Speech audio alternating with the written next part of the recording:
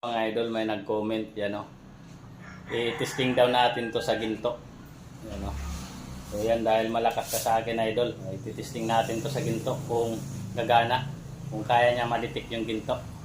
So yan, ito boss, nakahiram tayo ng hindi pa nagawang alahas na ginto, at ito yung bracelet na nagawa na. So ginto din to mga boss. Nahiram ko sa busing, yan, no? Pinahiram sa atin. O, ititesting natin kung gagana siya dito, kung madidetect nitong metal detector natin. Yan, o, tumutunog siya mga boss.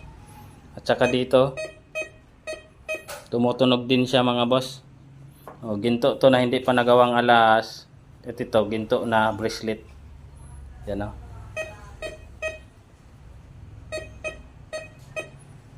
Na i-try na natin mga boss. So, ibig sabihin, nakaka-detect to ng ginto. Ang problema lang mga boss, nadidetect niya, ganito lang kalalim. Ganyan lang. Mababaw lang. Yan lang yung problema. Ganito lang.